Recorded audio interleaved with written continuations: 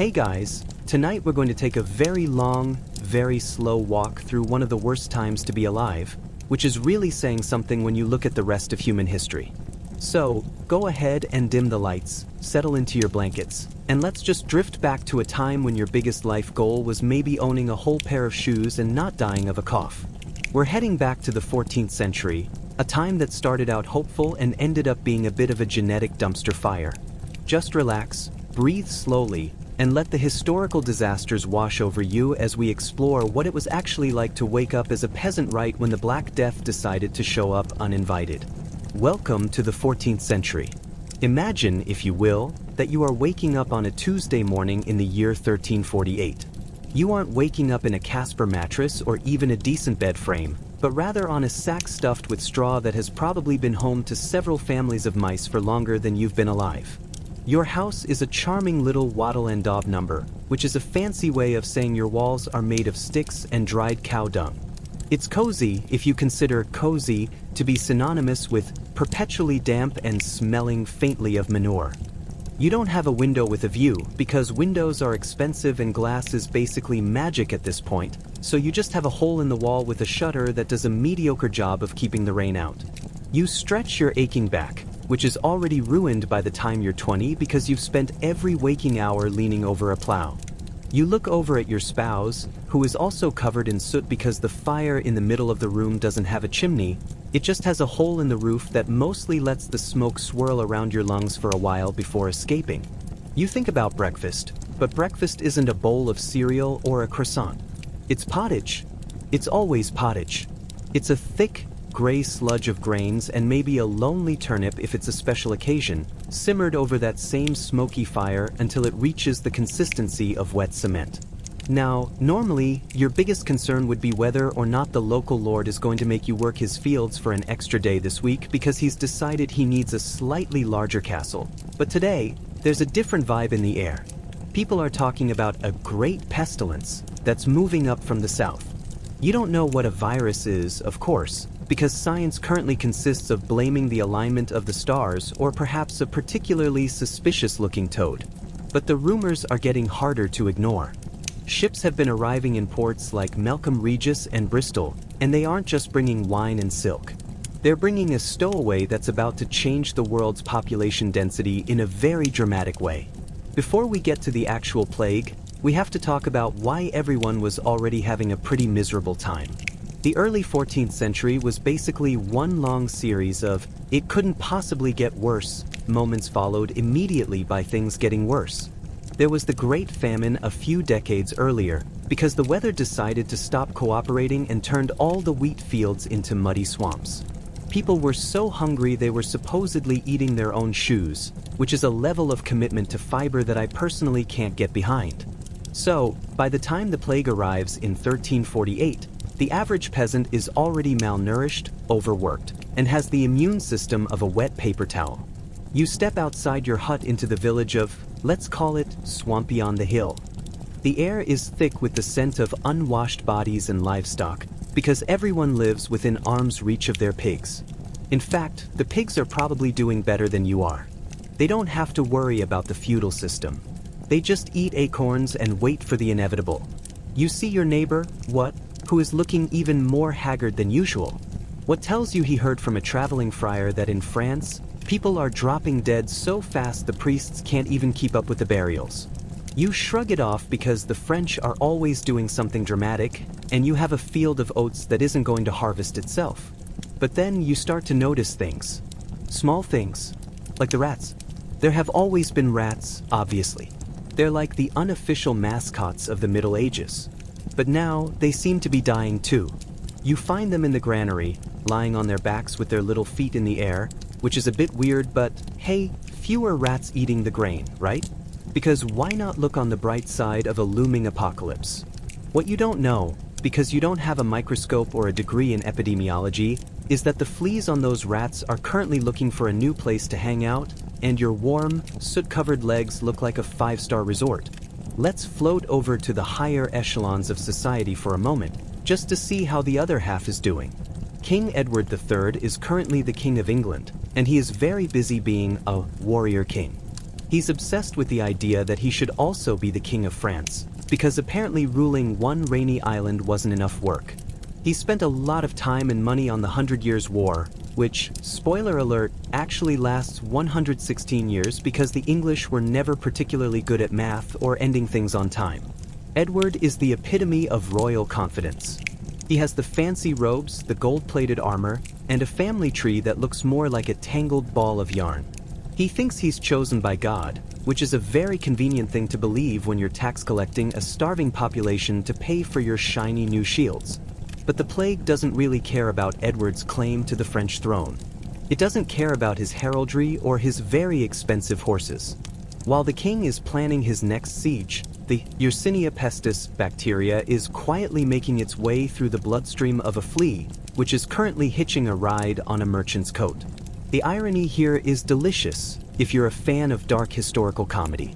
The very trade routes that made the elites rich, the Silk Roads, the spice trade, the bustling Mediterranean ports, are the exact highways the plague uses to deliver its deadly cargo. It's like the world's first truly globalized disaster, brought to you by the desire for better seasonings and softer pajamas. Back in your village, the first person gets sick. It's the miller's daughter. She was fine on Monday, but by Wednesday, she's got these strange, hard swellings in her armpits and groin. These are the buboes, which sound like something out of a Dr. Seuss book but are actually agonizingly painful lymph nodes that turn a lovely shade of deep purple or black. Hence the name Black Death, though at the time, people just called it the Great Mortality or the Big Ouch, probably. She develops a high fever, starts coughing up blood, and by Friday, the village bell is tolling for her. The local priest, Father Thomas, tells everyone they need to pray harder. He suggests a procession. So, you and the rest of the village walk around the church, chanting and carrying candles, which is basically the 14th century version of thoughts and prayers. Unfortunately, gathering everyone in a tight group to breathe on each other is exactly what the plague wants. It's like a corporate retreat for bacteria. By the following week, Father Thomas is also looking a bit peaky, and the Great Mortality has officially moved into the neighborhood. You might think that in the face of such a terrifying mystery, people would come together. And some did. But mostly they just got weird. This is where we see the rise of the flagellants. These were groups of people who decided that the plague was definitely God's way of saying he was bored with humanity and wanted a reboot.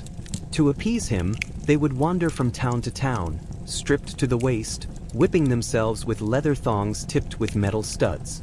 It was a very loud, very bloody parade that mostly just succeeded in spreading the infection further and making everyone feel even more depressed than they already were. Imagine trying to take a nap and being woken up by 100 guys chanting and hitting themselves in your front yard. It's not the vibe you want when you're already worried about your armpits. Meanwhile, the medical professionals of the day, if you can call them that, are doing their absolute best with what they have, which is basically nothing. They're wearing those iconic bird-like masks, but that's actually a bit later in history. For now, they're mostly just suggesting you smell some sweet herbs or maybe sit in a room filled with the smoke of dried cow dung, because if it smells bad, the plague won't want to come in. It's a bold strategy, cotton. Some doctors suggest bloodletting, which involves cutting a vein and letting a bowl of blood pour out to balance your humors. If you were already weak from a fever, having a guy in a dirty robe take a pint of your blood was usually the final straw. It was less of a cure and more of a fast track to the afterlife service. As the months roll on, the social fabric starts to unravel. In the cities, it's even worse. London is a disaster. The streets are narrow, the waste is literally flowing down the middle of the road, and the population density is a plague's dream come true. People are abandoning their houses, leaving their sick relatives behind because they're terrified. There are stories of parents leaving children and children leaving parents. It's a complete emotional meltdown on a continental scale. But let's look at the dark irony of the aftermath for a moment, because that's where the snark truly lives. For the peasants who actually managed to survive, the ones with the lucky genes or the ones who just stayed away from the flagellant parades, the world suddenly looked a lot different. With half the population gone, there was a massive labor shortage. Suddenly, the lords of the manor couldn't be quite so picky. They needed people to plow the fields, and they were actually willing to pay for it.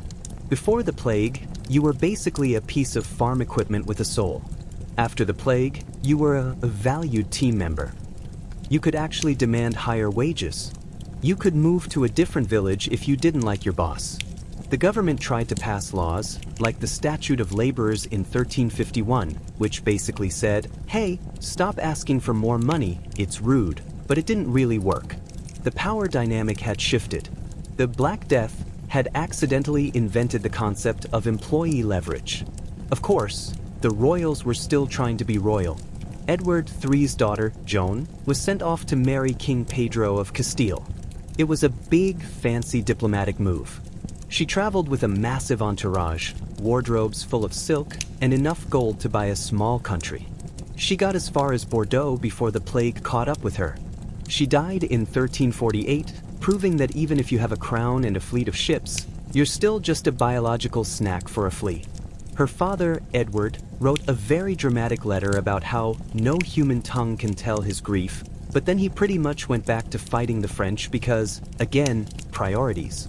So, as you lay there in your straw bed in Swampy-on-the-Hill, listening to the distant sound of the church bell and the not-so-distant sound of your own stomach growling, you realize that history isn't just a series of dates and battles. It's a long, slow, often smelly trudge through the weirdest circumstances imaginable. You're just a small part of a very large, very dark comedy. But hey, at least you don't have to go to work tomorrow, because the Lord of the Manor just died, and no one has checked the schedule yet. Chapter 2. The Art of Failing at Medicine. By the time the autumn of 1348 rolls around, the sheer novelty of the world ending has started to wear off, replaced by a sort of dull, rhythmic terror. You've noticed that the local blacksmith, a man who could once bend iron with his bare hands, was taken out in 48 hours by a microscopic organism he didn't even know existed. It's a bit of a reality check for everyone in the village. But the real entertainment, if you can call it that while your ribs are sticking out, is watching the learned men try to figure out what's actually happening. Since the concept of a germ won't be invented for another few centuries, the medical community of the 14th century is basically just throwing darts at a board in a dark room while wearing blindfolds. The prevailing theory at the time is miasma. It's the idea that the air itself has become corrupt or poisoned. Maybe it was an earthquake in the east that released bad air from the center of the earth, or maybe the planets are just aligned in a way that makes the atmosphere particularly spicy. Either way, the solution is simple. If the air is bad, you just need to smell something better. This is why you see people walking around with little bouquets of flowers, or posies, pressed to their noses. It looks like everyone is perpetually preparing for a very morbid prom, but they're actually just trying to create a scent barrier against death. If you're a peasant, you can't afford fancy roses, so you're mostly just huffing wild garlic or maybe a particularly fragrant onion. It doesn't work, obviously, but at least you smell like a stir-fry when you go. If you were wealthy enough to consult a real physician, the kind who went to university and owns more than one pair of pants, you would be treated to a level of medical incompetence that is honestly impressive in its complexity. These doctors didn't just guess, they guessed with authority. They would look at your humors, your blood, yellow bile, black bile, and phlegm, and decide which one was causing the drama. Usually, the answer was too much blood, which led to the aforementioned bloodletting. If you were already dehydrated from a fever, the last thing you needed was a guy with a rusty blade taking your remaining fluids, but the doctors insisted. It was science, after all. Then there were the more experimental treatments. One of the most popular for the rich was the consumption of crushed emeralds. Because nothing says, I'm curing a plague, like eating expensive jewelry. The idea was that the purity of the gemstone would somehow cancel out the impurity of the disease. In reality, you just ended up with a very expensive, very painful stomach ache and internal bleeding from swallowing shards of rock, but at least your estate would have one less heirloom to worry about. For the more budget-conscious patient, there was the vicary method. This involved plucking the feathers off a live chicken's backside and strapping the bare bird butt to your swollen buboes. The logic, if we can use that word loosely, was that the chicken would draw out the poison. It didn't do much for the patient, and it certainly wasn't a great afternoon for the chicken, but it gave everyone something to do while they waited for the end. Let's float over to the ecclesiastical disaster that was the church during this period. For centuries, the church had been the absolute ultimate authority on everything from what you ate on Fridays to where your soul spent eternity. But the plague was a bit of a PR nightmare for them. If the plague was a punishment from God for being sinful, why were the most devout monks and priests dying at a higher rate than the town drunk? It turns out that living in a communal monastery, sharing robes, and spending all day praying in close quarters is basically a meet and greet for infected fleas. As the clergy started dropping like flies, the survivors began to panic. Some priests simply locked the church doors and refused to come out, which didn't exactly scream spiritual leadership. In some areas, the church had to give special permission for lay people, even women, to hear the final confessions of the dying, because there simply weren't enough priests left to do it. For a society that believed your entrance into heaven depended on these specific rituals, this was an existential crisis of the highest order. It was like the 14th century version of your internet going out right when you're trying to submit a final exam, except the exam is your soul and the internet provider is a guy in a cowl who just died in the rectory. This led to a very strange shift in the social mood.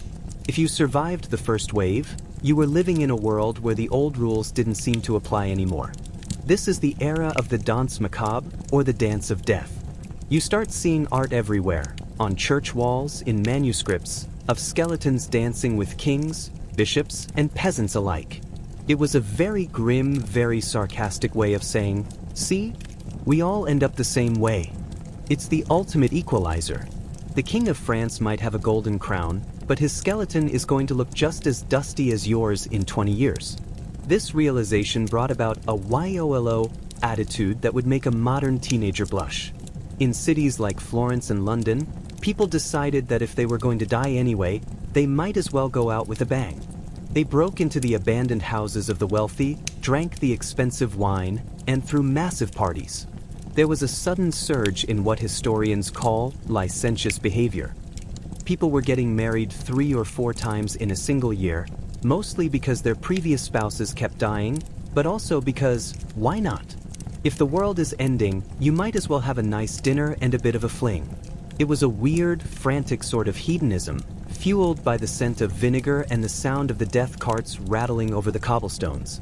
Speaking of the wealthy, let's look at Pope Clement VI, who was chilling in his palace in Avignon. Clement was a man who enjoyed the finer things in life.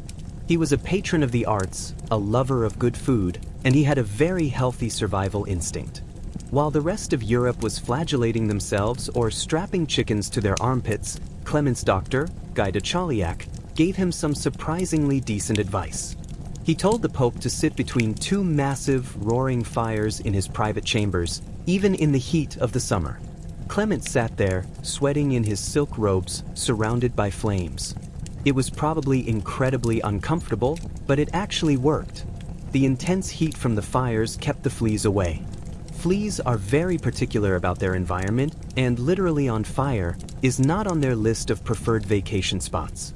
So, while his staff was dying in the hallways, the Pope survived by turning his office into a human-sized toaster.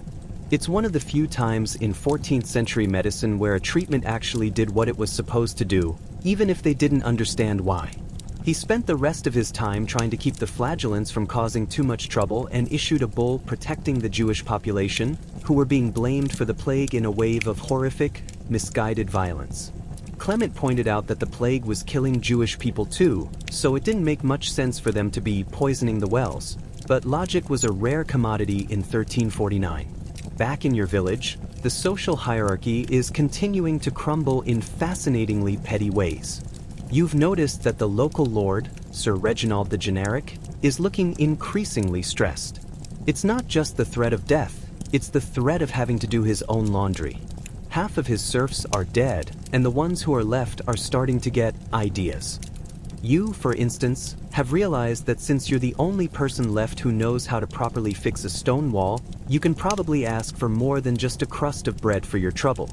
Sir Reginald tries to remind you that you are bound to the land by divine law, But you look at him, then look at the empty fields, then look back at him. The divine law seems a bit preoccupied at the moment. This is the beginning of the end for the feudal system. The labor shortage is so acute that wages are doubling and tripling. The government in London tries to pass the Statute of Labourers, which literally makes it illegal to pay a worker more than they were making before the plague. It's the first recorded attempt at a national wage freeze, and it goes about as well as you'd expect. People just ignore it. If a lord wants his harvest brought in before it rots, he's going to pay the market rate, law or no law. As you sit by your smoky fire, eating your slightly better than average pottage, maybe you found a piece of salt pork now that the village is less crowded, you contemplate the irony of it all. The world had to almost end for you to finally get a raise. You're still a peasant, you still smell like a goat, and you're still probably going to die of a tooth infection at 35, but for this one weird moment in history, you have a little bit of power. But don't get too comfortable. The plague isn't a one-and-done event. It's like a terrible band that refuses to leave the stage after the encore. It's going to keep coming back wave after wave for the next few centuries just to make sure no one gets too complacent. Every time the population starts to recover, the fleas will check their watches and decide it's time for a reunion tour. Let's float over to the tragic personal life of King Alfonso XI of Castile. He was the only reigning monarch to actually die of the plague during the initial outbreak. He was besieging Gibraltar in 1350, being a very serious warrior king, when the Great Mortality decided to join the siege. His advisors begged him to leave, to seek safety, but he refused. He thought it would look cowardly. It was a classic royal double down. He stayed, he caught it, and he died. His death caused a massive power vacuum and a civil war between his legitimate son, Peter the Cruel, great nickname, by the way, and his illegitimate son, Henry. Because if there's one thing a plague-ravaged country needs, it's a dynastic war between a guy nicknamed the Cruel and his disgruntled half-brother. Everything is messy. Everything is slightly absurd. And you, the peasant, just keep plowing your field, watching the sun set over a world that looks exactly the same as it did a year ago, yet is fundamentally broken in ways no one can quite articulate yet. The silence in the village is the loudest thing about it. Chapter 3. The Pointy Shoes of Post-Apocalyptic Europe. So, you've survived the first wave. You're still a peasant, and you still live in a house held together by hope and dried mud, but you've noticed something strange. There's a lot more stuff lying around. When a third of your neighbors vanish into the great beyond, they leave behind their pots, their blankets, and occasionally, their life savings hidden in a hole under the hearth. Suddenly, the survivors find themselves in a world where the supply of things has remained the same, but the demand has plummeted. It's a bit like being the last person at a closing down sale, except the store manager is a skeleton and everything smells like vinegar. This newfound wealth, modest as it is for a peasant, starts to manifest in the weirdest way possible: fashion. You see, before the plague, you could tell exactly who someone was by looking at their clothes. It was a very organized, very rigid system.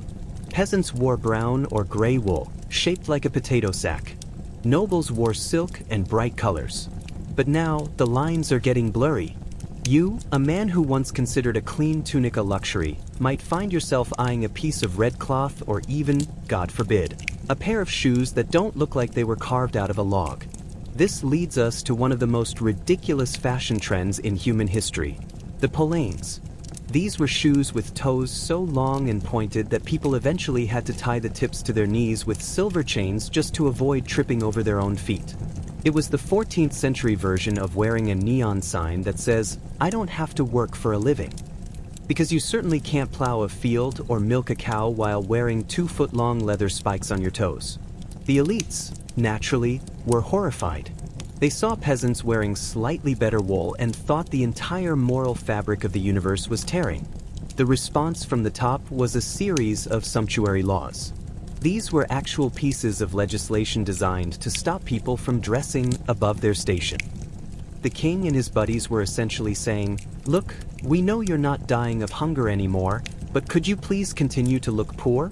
It makes us feel better." The laws specified exactly how many inches your shoe points could be based on your social rank. If you were a commoner, your toes had to be sensible. If you were a duke, your toes could practically reach the next county. It's a very petty way to run a civilization, but when you've lost control of the economy and the biology of your kingdom, I guess you start micromanaging footwear.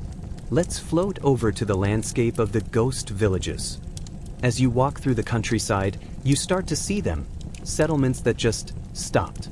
These are what historians now call deserted medieval villages. One day, a village has a baker, a smith, and a dozen families. A month later, it's just a collection of empty stone shells. The forest starts to creep back in. Brambles grow over the doorsteps. The sheep, having no one to shear them, wander through the empty streets looking like giant, overgrown cotton balls. For you, the surviving peasant, these ghost villages are a bit like a supermarket. If your plough breaks and the local smith is dead, you just walk 3 miles to the next village over and borrow one from an abandoned barn. It's a haunting, quiet time. The sound of the wind through an empty church tower is the new soundtrack of Europe. You might even decide to move. Why stay in Swampy on the Hill when the village 3 miles away has better soil and significantly fewer corpses in the well? This mobility was terrifying to the lords. They were used to their peasants being like the trees, rooted in one spot forever. Now, the trees have legs and are looking for a better deal. While you're negotiating your new life, let's check in on the royal disaster that was Peter of Castile, also known as Peter the Cruel. Peter is a fantastic example of what happens when you combine royal entitlement with a complete lack of social skills and a very stressful pandemic. Peter inherited the throne of Castile in 1350 at the age of 15, right as the plague was finishing off his father. Peter was, to put it mildly, a bit of a mess. He was suspicious, moody, and had a habit of executing anyone who looked at him sideways. Peter's personal life was a slow-motion car crash. His mother arranged a marriage for him with Blanche of Bourbon, a French princess who was probably hoping for a nice, stable life in Spain. Instead, she got Peter. Peter was already in love with a woman named Maria de Padilla, and he wasn't particularly interested in hiding it. He married Blanche in a lavish ceremony, spent exactly 3 days with her, and then essentially threw her into a dungeon and went back to his mistress. The French were, understandably, quite annoyed. The Pope was annoyed. Everyone was annoyed. But Peter just doubled down. He spent the next decade being the cruel, dealing with rebellions led by his illegitimate half-brothers and generally making a nuisance of himself. He eventually met a very messy end at the hands of his half-brother, Henry, who stabbed him to death in a tent during a parley. It was a very personal, very violent end to a very dysfunctional life. Peter is the kind of historical figure who makes you feel better about your own life. Sure, you live in a hut and eat turnips, but at least your brother isn't trying to murder you in a tent. The mental state of the survivors during this time was a strange cocktail of cynicism and eat, drink, and be merry. You've seen the world fall apart. You've seen the righteous die and the wicked survive. The old idea that if you were a good person, God would protect you, has been thoroughly debunked by the reality of the buboes. This led to a rise in what we might call dark humor. People started telling jokes about the plague. They wrote poems about how everyone is eventually going to be worm food. There was also a sudden obsession with the memento mori, the reminder of death. You'd see it on rings, on paintings, even on the walls of your local church. Little skeletons reminding you that your time is short. But instead of making everyone depressed, it seemed to have the opposite effect. It made people more assertive. If you're going to die next week, why not tell the Lord exactly what you think of his tax policy? Why not wear the slightly too pointy shoes? There was also a weird shift in the family dynamic. Because so many people died, there were a lot of orphans and a lot of inheritance disputes. You might find yourself in court, which was still meeting, because lawyers are the only thing more persistent than a plague, arguing with your cousin over who owns a particularly nice milk cow. People became very litigious. When life is cheap, property becomes very important. And let's talk about the children for a moment. Medieval childhood was already a bit of a gamble, but the post-plague world was even weirder. There were fewer children around, and the ones who survived were often seen as miracle babies. But they were also being raised in a world of mourning. Every adult they knew had lost someone. The lullabies were probably a bit grimmer than usual. Yet, these children would grow up in a world with more opportunities than their grandparents could have dreamed of. They would be the ones to see the rise of the middle class, the expansion of trade, and the eventual end of the Middle Ages. Back in your hut, the sun is setting, and the smoky fire is casting long, flickering shadows on the walls. You look at your hands, calloused, dirty, but still attached to a living body. You've outlasted kings and popes and the very air itself. You take a sip of your ale, which is actually decent this time because you could afford the good barley, and you think about tomorrow. Tomorrow, you might go to the market in the next town. You might even see someone wearing a pair of shoes so long they have to hop. And you'll just shake your head, give a small, dry smile, and keep on walking. Because in the 14th century, surviving is the ultimate form of snark. Chapter 4: Gold, Grime, and the Little Princes of Pain. While you're busy trying to decide if you can afford to put a second window in your hut, the intellectuals of the era are busy having a collective nervous breakdown. Because the church hadn't solved the plague and the doctors had failed with their chicken butt remedies, people started looking toward the fringes. Enter the world of the 14th century alchemist. These were guys who spent their days in small, cramped rooms filled with sulfurous fumes, trying to turn lead into gold and, more importantly, trying to find the elixir of life. If you were a wealthy survivor with a lingering cough, you might find yourself visiting one of these basement-dwelling wizards. Their solution for the plague? Liquid gold. They believed that since gold was the most perfect and incorruptible metal, drinking it would make your body equally incorruptible. They would literally melt gold leaf into a concoction of strong spirits and vinegar and tell you to chug it. The result was usually just heavy metal poisoning and a very shiny, very expensive bathroom experience. But the irony here is that while they were failing to find a cure, they were accidentally laying the groundwork for chemistry. They were learning about distillation and acids, all because they were terrified of a flea. It's a classic historical theme. We only figure out how the world works when we're desperately trying to stop it from killing us. Let's float over to the nursery of a royal palace, which sounds like it should be a place of luxury, but in the 1300s, it was basically a high-stakes waiting room. Take the case of the children of Edward III and Queen Philippa. They had 13 children, which is a lot of names to remember even if you aren't running a country. But despite being the most powerful family in England, they couldn't buy their way out of the era's biological lottery. Take William of Hatfield and William of Windsor. Both were royal princes, born with every advantage, yet both died in infancy. In a world without vaccines or basic hygiene, a royal cradle was just as dangerous as a peasant's straw pallet. Then there was the aforementioned Joan of England, who died of the plague while traveling to her wedding. It's a recurring theme in the 14th century. The more important you were, the more people you had to travel with, which just meant more people to bring the plague directly to your doorstep. The spoiled royal children weren't playing with iPads. They were playing a game of Dodge the Invisible Killer, where the odds were never in their favor. The survivors of this royal bunch were equally tragic in their own ways. Edward, the Black Prince, the heir to the throne and the ultimate celebrity soldier of his day, spent his life winning battles like Crécy and Pottage, only to die of a lingering, undignified wasting disease, likely dysentery, before he could ever become king. He spent his final years being carried around in a litter, too weak to hold the sword that had made him famous. It's the ultimate historical participation trophy. You do all the work, win all the medals, and then die of a stomach bug while your aging father stays on the throne just to spite the timeline. Meanwhile, back in your village, the middle class is being born, and it's a very messy birth. You've noticed that your friend Dickon has stopped farming altogether. He's started buying wool from the neighbors, weaving it into cloth, and selling it to the next town over. He's a merchant now.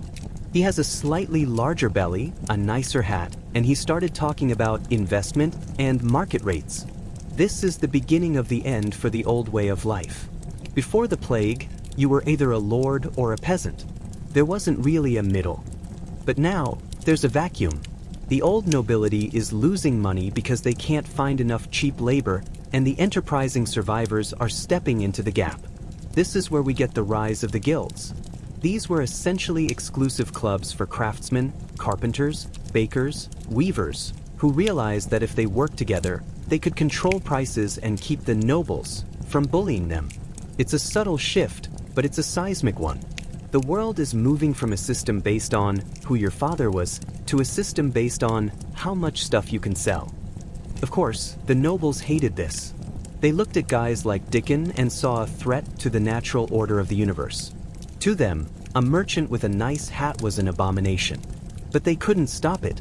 The plague had broken the gears of the old machine, and the new one was being built by people with dirty fingernails and a knack for math. As you watch Dickon walk by in his new boots, which are, of course, slightly too pointy, you realize that the world is getting louder. There are more markets, more chatter, more people moving around. The silence of the ghost villages is being replaced by the clatter of commerce. You're still a peasant and you're still tired, but you're starting to suspect that your son might not have to be. He might go to the city.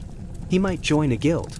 He might even learn to read, which currently seems as likely as him learning to fly, but in this post-plague world, anything feels possible. The sun is fully down now. The fire has burned to embers. You pull your moth-eaten blanket up to your chin and close your eyes. You've survived the plague, the famine, and the fashion trends. You're a 14th century survivor, a witness to the most dysfunctional century on record. And as you drift off to sleep, your last thought is a simple one. At least I'm not Peter the Cruel. Chapter 5. The multi-pope pileup and the crisis of faith. While you're busy trying to figure out if your son should be a weaver or a stonemason, the highest levels of the church have decided to enter a state of absolute, unmitigated chaos. We've already seen how the plague made people doubt the spiritual customer service of the day, but what happened next was truly the chef's kiss of 14th century dysfunction. This is the Great Schism, a period where the Catholic Church had 2, and eventually 3, different popes all claiming to be the one true voice of God at the same time. It all started in 1378. The church had finally moved back to Rome from Avignon, which was a relief to everyone who thought the pope should probably live in, Rome. They elected a guy named Urban VI. Now, Urban was what we might call difficult. He was prone to violent outbursts, he insulted the powerful cardinals who elected him, and he generally acted like a man who had skipped several important management seminars. The cardinals quickly realized they'd made a huge mistake. So, in a move that was legally questionable and incredibly awkward, they basically said, "Just kidding," and elected a second pope, Clement VII, who moved back to Avignon. So now Europe had 2 popes, one in Rome, one in France. And they didn't just disagree on theology, they spent their time excommunicating each other. If you were a peasant in Swampy on the Hill, this was deeply confusing. Your local priest might support the Roman pope, but the lord of the manor might support the Avignon pope. According to the logic of the time, this meant that half of Europe was technically headed to hell depending on which pope you followed. It was like a continental game of, he said, she said, but with the eternal destination of your soul as the stakes. This spiritual gridlock lasted for nearly 40 years. At one point, they held a big meeting in Pisa to try and fix it. They told both current popes to step down and elected a third guy to replace them. The only problem? Neither of the first 2 popes actually stepped down. So then there were 3. It's the kind of institutional failure that makes a modern corporate merger look like a well-oiled machine. For you, the survivor of a plague that already felt like God was ghosting humanity, this was the final straw. People started looking for spiritual answers elsewhere, leading to early, heretical movements that would eventually pave the way for the Reformation. But let's talk about the psychological fallout of all this. Imagine living in a world where the air can kill you, the economy is a roller coaster, and the guy who holds the keys to heaven is currently in a 3-way legal battle for his own job. The result was a deep, pervasive sense of melancholy. This is the era where we see the rise of the ars moriendi, or the art of dying. These were handbooks on how to die well, how to resist the temptations of the devil on your deathbed. People were obsessed with the process of death because life had become so unpredictable. Even the elites weren't immune to this gloom. Let's look at Charles VI of France, famously known as Charles the Mad. If you ever feel like you're having a bad day at work, remember Charles. He started his reign with high hopes, but the stress of the era, or perhaps a very unfortunate genetic role, eventually broke him. At one point, he became convinced that he was made of glass. He had special reinforced clothes made and refused to let anyone touch him, for fear he would shatter into 1,000 pieces. He once ran through the halls of his palace, howling like a wolf, and frequently forgot that he was the King of France or that he even had a wife and children. Charles is a tragic symbol of the 14th century. He was the head of a great nation, yet he couldn't even keep his own mind together. His glass delusion is a perfect metaphor for the fragility of the time. Everything that seemed solid, the church, the monarchy, the very air you breathed, felt like it could break at any moment. And while Charles was worried about shattering, his relatives were busy fighting over who would run the country in his stead, leading to even more civil unrest and, of course, more wars with the English. Because why stop fighting when you can make everything slightly more miserable? Back in your village, the sun is starting to peek over the horizon. It's a new day, which in 1380 is a victory in itself. You see your neighbor, who survived the Glass Kings, taxes, and the 3 popes' confusion. You both head out to the fields. The dirt is still there. The cows still need milking. The great dramas of history, the popes, the mad kings, the alchemists, they all feel very far away when you're trying to fix a leaky roof. But the world has changed. You're not just a piece of the scenery anymore. You're a survivor of the most chaotic century in human history. You've seen the infallible fail, the invincible die, and the unchangeable change. You take a breath of the morning air, hoping it's the non-poisonous kind, and you get to work. After all, the 15th century is just around the corner, and word on the street is that it's going to be just as weird. Chapter 6. The Great, Enough is Enough, and the Boy King. So, you've spent the last 30 years surviving the plague, watching the church split like a dropped plate, and dealing with a government that keeps trying to pretend the economy hasn't fundamentally changed. But in 1381, the English government decides to do something truly daring in its stupidity. They introduce the poll tax. Now, usually, taxes were based on how much stuff you owned. If you were poor, you paid less. But the poll tax was a flat rate. Whether you were a wealthy merchant or a peasant who shared a bed with a goat, you paid the same amount. This was the 14th century equivalent of a billionaire and a barista paying the same price for a gallon of gas, and it went over about as well as a lead balloon. You and your neighbors in Essex and Kent have finally had it. You've survived the Black Death. You aren't going to be bullied by a tax collector named John who has never touched a plough in his life. This is the spark for the peasants' revolt, a moment where the lowborn decided to stop asking for a better life and started demanding it. Enter Tyler, a man who became the face of the rebellion, and John Ball, a mad priest, who had the radical idea that maybe, just maybe, everyone was created equal. Ball's famous catchphrase was, "When Adam delved and Eve span, who was then the gentleman?" It was a catchy bit of rhyming that basically pointed out that God didn't create lords and serfs. People did. You find yourself marching toward London with a pitchfork in one hand and a very justified grudge in the other. For the first time in your life, you aren't just a peasant, you're part of a movement. Waiting for you in London is Richard II. Richard is only 14 years old, and he's already having a very stressful year. He's the grandson of Edward III, and he's inherited a kingdom that is broke, angry, and currently on fire. While you and your fellow rebels are busy burning down the Savoy Palace, which belonged to the deeply unpopular John of Gaunt, Richard is tucked away in the Tower of London, listening to the roar of the crowd outside. Richard decides to do something incredibly brave, or perhaps just incredibly naive. He agrees to meet the rebels at Mile End. Imagine the scene, a skinny, teenage king on a horse, surrounded by thousands of angry, unwashed men with sharp objects. You're there, watching as this boy king promises to abolish serfdom, grant pardons to everyone, and lower the taxes. It's a miracle. You think you've won. You think the world has finally tilted in your favor. But history is rarely that kind. A second meeting is called at Smithfield. Tyler rides up to talk to the king, acting a bit too bold for the liking of the royal entourage. He asks for a drink of water, rinses his mouth in a way that the mayor of London finds disgusting, and then a scuffle breaks out. In the blink of an eye, the mayor stabs Tyler. The rebels are ready to unleash a forest of arrows, but young Richard rides forward and shouts, "I am your captain, follow me." He leads the crowd away, calming them with more promises he has no intention of keeping. Once the crowd dispersed and everyone went back to their villages, the royal grace vanished. The promises were revoked. The leaders were hunted down and executed. Richard famously told a group of rebels, "Villains you are, and villains you shall remain." It's a cold, hard reminder that even a 14-year-old can be a master of the bait and switch.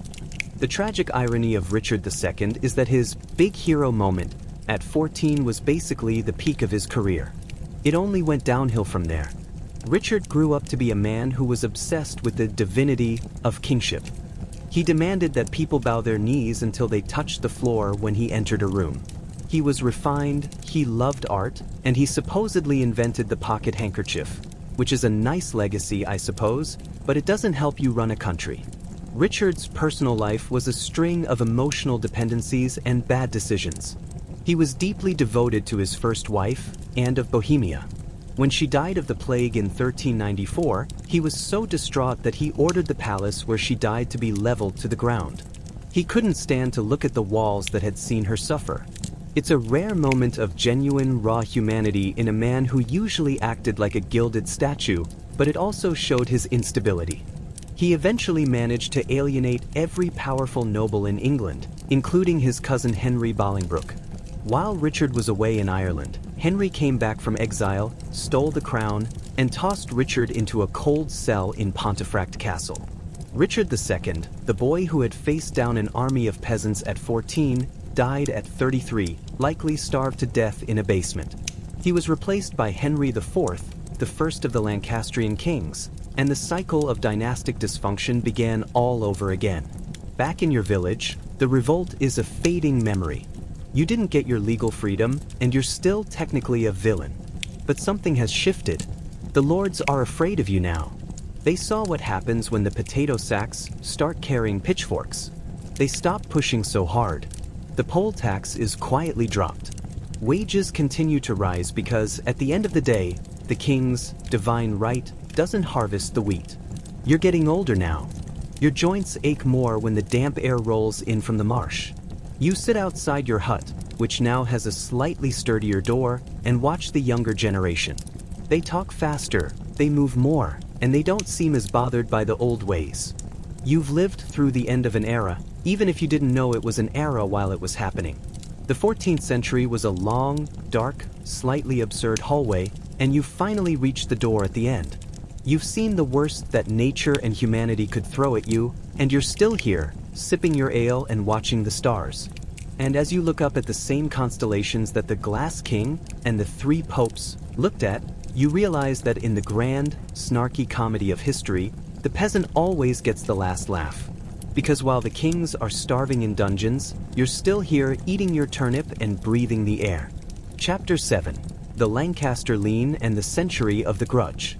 So, the 14th century finally gasped its last breath, and you somehow managed to gasp along with it.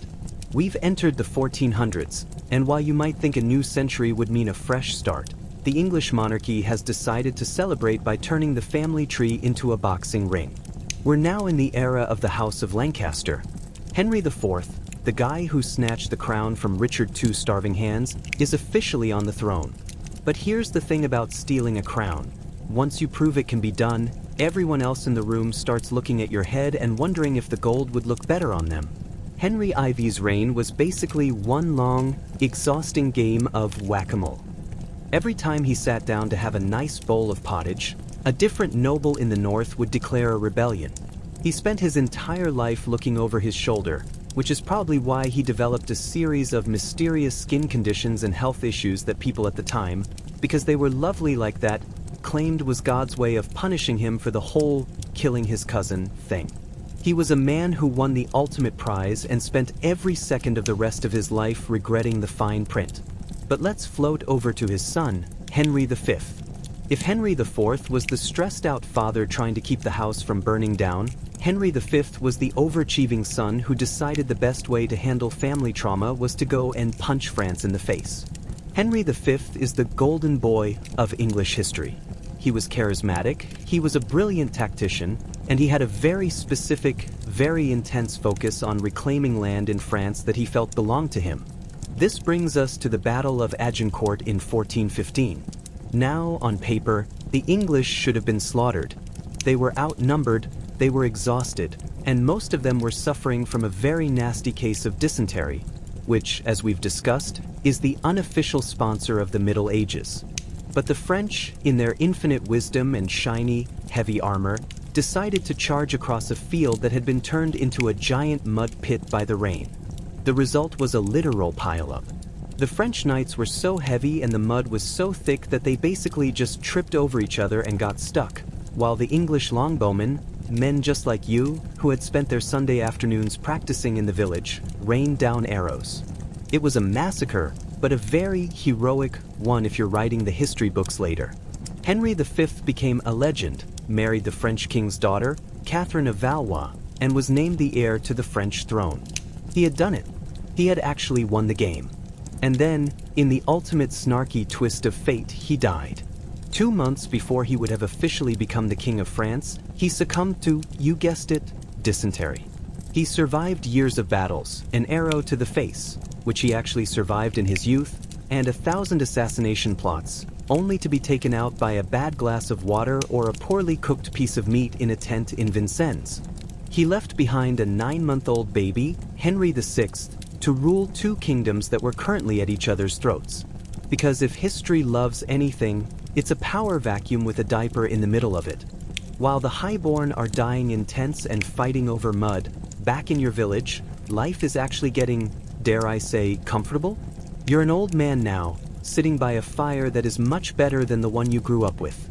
Your son, the one who moved to the city to join the Weavers' Guild, has sent you a bit of coin.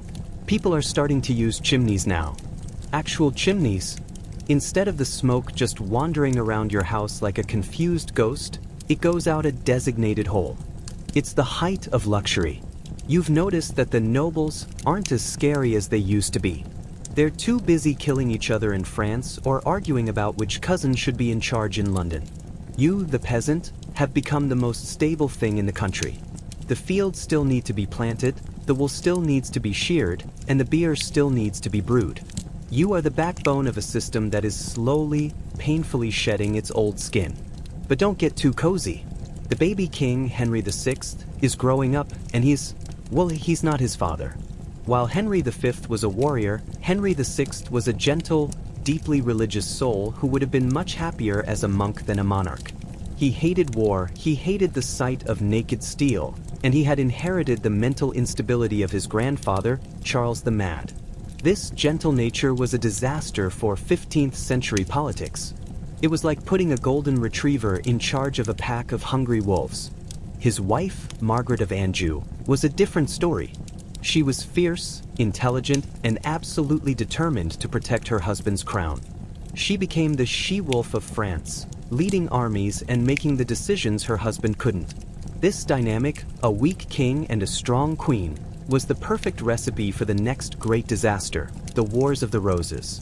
The House of York, led by Richard, Duke of York, decided they could do a much better job of running things. They had a decent claim to the throne, a lot of soldiers, and a very large grudge. This wasn't a war of peasants. This was a family feud played out with broadswords and heavy artillery. The White Rose of York against the Red Rose of Lancaster. It sounds poetic, but it was really just 30 years of cousins murdering each other in various fields across England. As you sit in your chair, listening to the news of another battle at St. Albans or Towton, you just shake your head. You've seen this movie before. The names change, the colors change, but the results are always the same. The elites fight, and the peasants just try to make sure their cows aren't stolen by passing armies. You take a sip of your ale, which is now served in a pewter mug instead of a wooden bowl, progress. And you realize that you've outlived the hero king, the mad king. And you'll probably outlive the she-wolf too. Chapter 8. The Son of York and the Missing Heirs. The 1400s are now in full swing, and England has essentially become a very violent, very expensive chess match. You're an old man now, positively ancient for the 15th century, and you've developed a specialized skill, Identifying which side an army is on based on the color of the rose on their surcoats before they get close enough to steal your chickens.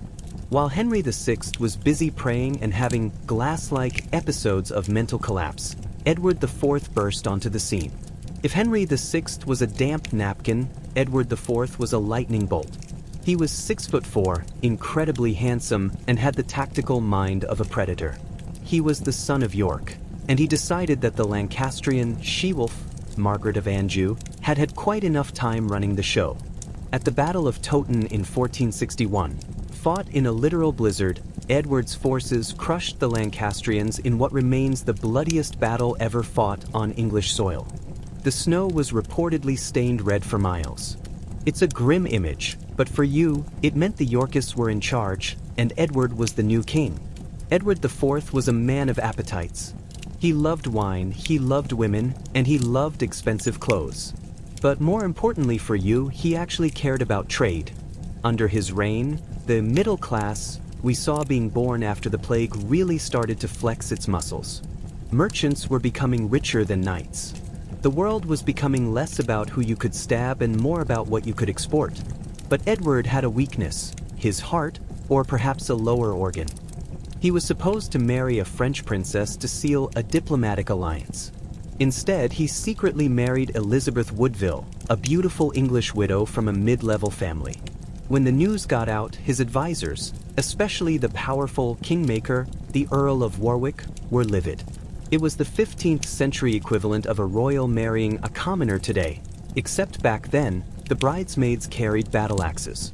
This led to more internal bickering, but Edward was charismatic enough to hold it all together until he died suddenly in 1483 at the age of 40. This is where things go from messy to horror movie. Edward left behind two sons, 12-year-old Edward V and 9-year-old Richard of Shrewsbury. They were the princes in the Tower. Their uncle, Richard, Duke of Gloucester, was supposed to be their protector. Instead, he declared the boys illegitimate, claiming Edward IV's marriage to Elizabeth Woodville was invalid, locked them in the Tower of London for safekeeping, and took the crown for himself as Richard III. The boys were never seen again. Whether Richard III had them smothered with pillows or if they died of some mysterious illness is the ultimate historical cold case. But the result was that the Yorkist cause, which had started as a quest for better government, was now tainted by the stench of suspected child murder. Richard III was a brilliant administrator and a brave soldier, but he had a serious PR problem. People across England, even you in your quiet village, started whispering. There's ambitious, and then there's disappearing your nephews. The climax of this decades-long grudge match happened at Bosworth Field in 1485. Richard III, the last of the Plantagenet kings, charged across the field to find a relatively obscure Welsh contender named Henry Tudor. Henry had a thin claim to the throne, but he had something better, the support of everyone who was tired of the roses. Richard died fighting like a lion, his crown reportedly found hanging on a hawthorn bush after the battle. Henry Tudor picked it up, put it on, and became Henry VII. To make sure the fighting finally stopped, he married Elizabeth of York, the sister of the missing princes, effectively merging the red and white roses into the Tudor rose. As you sit by your fire, now a great-grandfather, you hear about the new King Henry. He's not a warrior like Henry V or a party animal like Edward IV. He's a bean counter. He loves taxes, he loves stability, and he hates expensive wars. You realize that the Middle Ages, that long, muddy, plague-ridden era, is finally ending. There's a new energy in the air. People are talking about a guy named Gutenberg and his printing press, and there are rumors of sailors looking for new routes to the Indies. You've survived the 14th century collapse and the 15th century grudge match. You've seen the world break and be mended with a Tudor-shaped bandage. You close your eyes, leaning back against your sturdy stone wall, and realize that while the kings were busy fighting for the crown, you and your neighbors were busy building the future. Chapter 9. The Tudor Taxman and the End of the Long Night. So, you've reached the 1490s. If you were a betting man back in 1348, you probably wouldn't have put money on your family line making it this far. But here you are, and the world outside your door is looking less like a gothic horror story and more like, well, a business. Henry VII, the first Tudor king, has decided that the best way to keep people from fighting is to make them too busy counting their money. He is the ultimate spreadsheet king.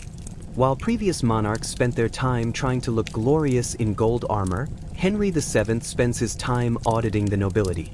He introduces bonds and recognizances, which is essentially a way of saying, if you even think about starting a rebellion, I will fine you so much money your grandchildren will be born in debt. For you, the peasant-turned-prosperous farmer, this is great news. The roads are safer, the markets are stable, and the local lord is too worried about his tax bill to bother you about your fence. The printing press, the 15th century internet.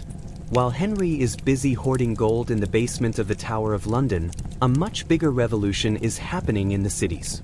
A German fellow named Johannes Gutenberg has perfected a machine that can mass-produce books. Before this, a book was a luxury item that cost as much as a small farm and took a monk years to hand-copy.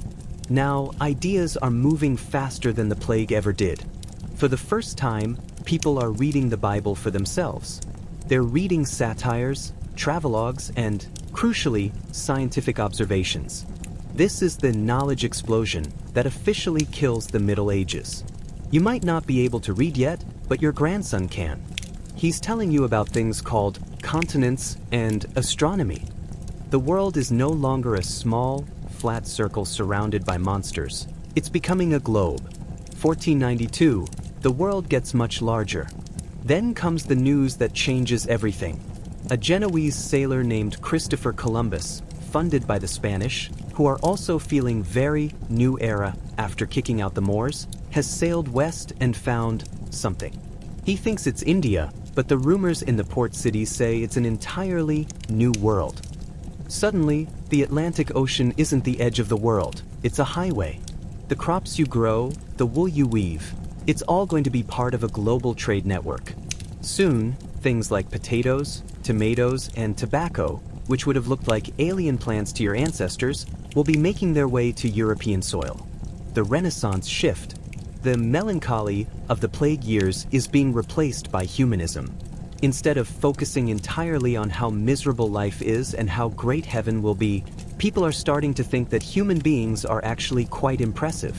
In Italy, guys like Leonardo da Vinci and Michelangelo are treating the human body like a masterpiece rather than a vessel of humors or a flea bag. You see the shift even in your local church. The Danse Macabre paintings of skeletons are being painted over with bright, realistic scenes. The architecture is moving away from the heavy, defensive, fortress style to the airy, light-filled designs of the early Renaissance. Light is literally and figuratively coming back into the room. Your final legacy. You sit on a bench outside your house, which is now built of brick, a material that doesn't rot or catch fire as easily as your grandfather's wattle and daub hut. You've outlived the Black Death, the Great Schism, the 100 Years' War, and the Roses. You are the great survivor. The Middle Ages didn't end with a bang or a single ceremony. It ended because people like you decided that surviving wasn't enough. You wanted to thrive.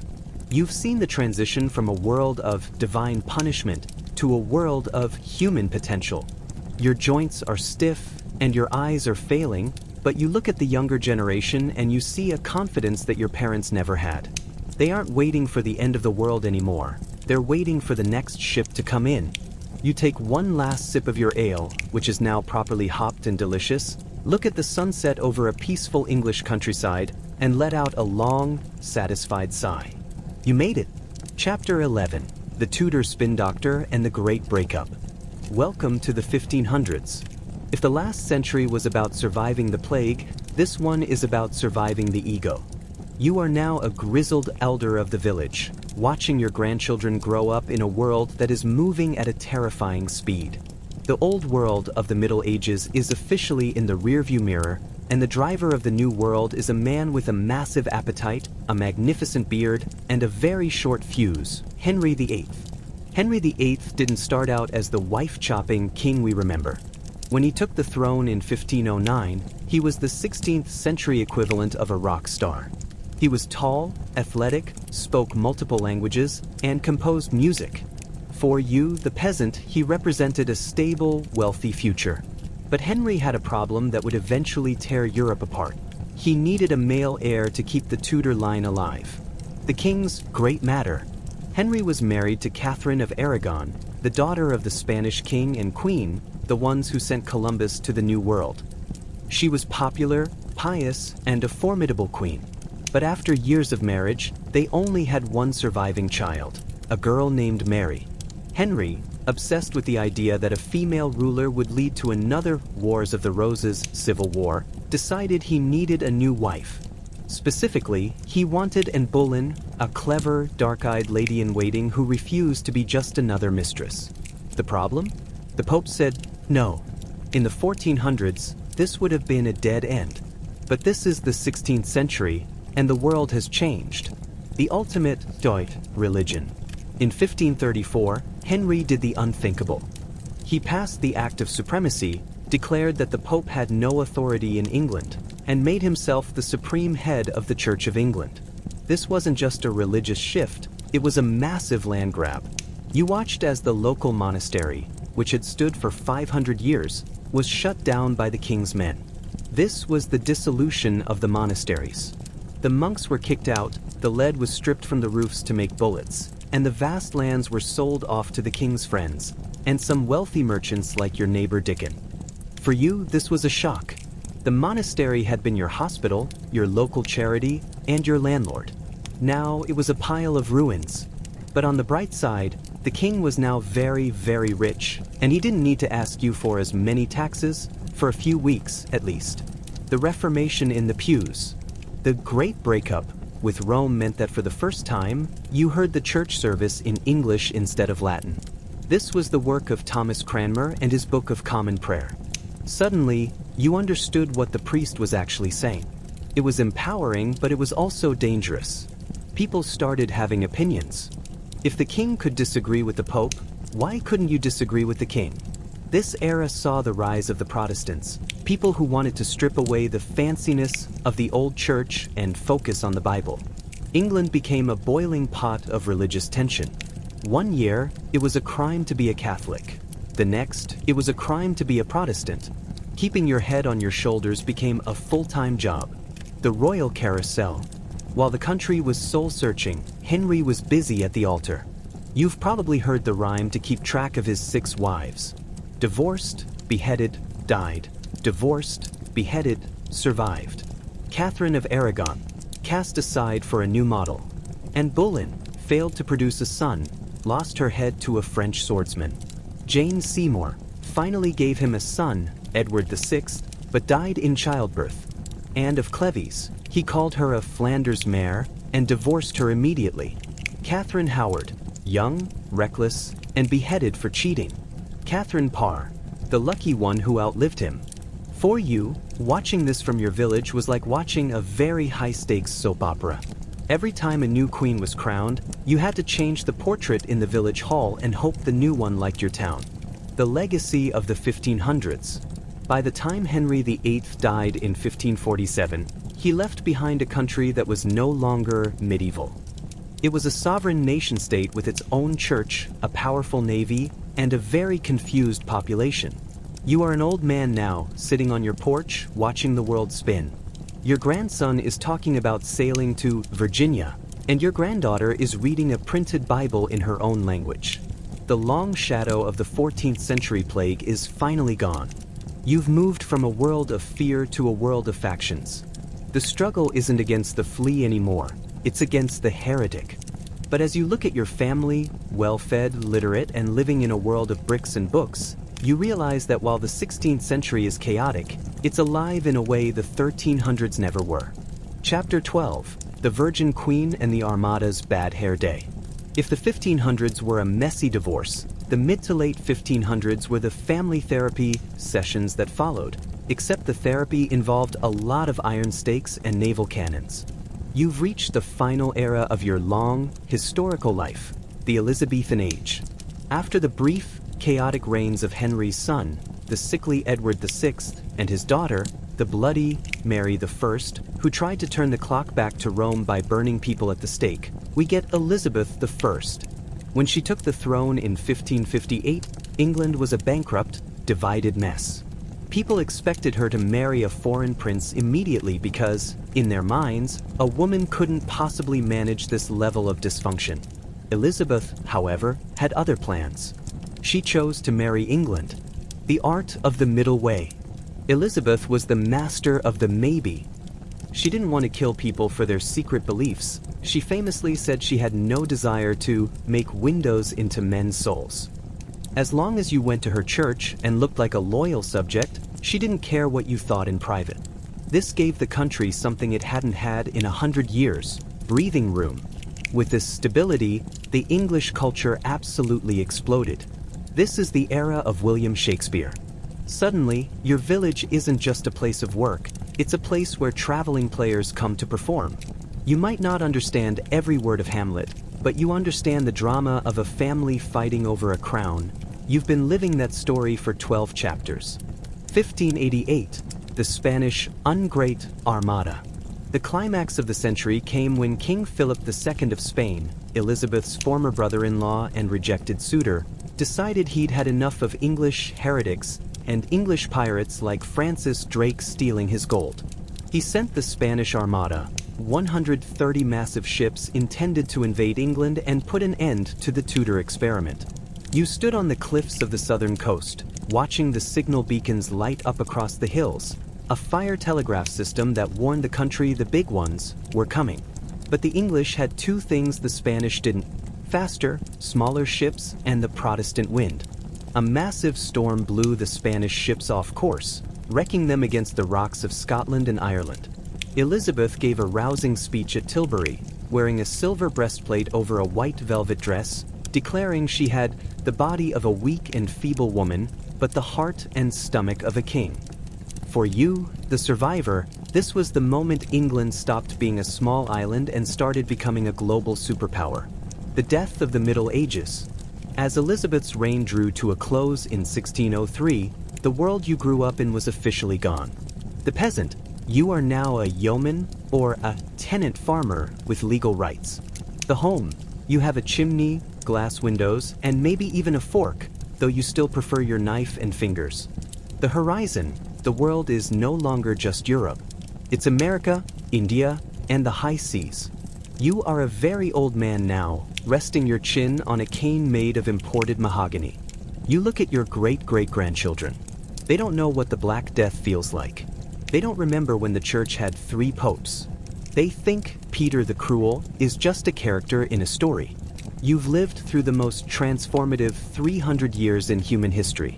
You've seen the fall of the feudal system and the rise of the individual. You've seen the world break, bleed, and rebuild itself into something more complex, more vibrant, and, dare we say, more human.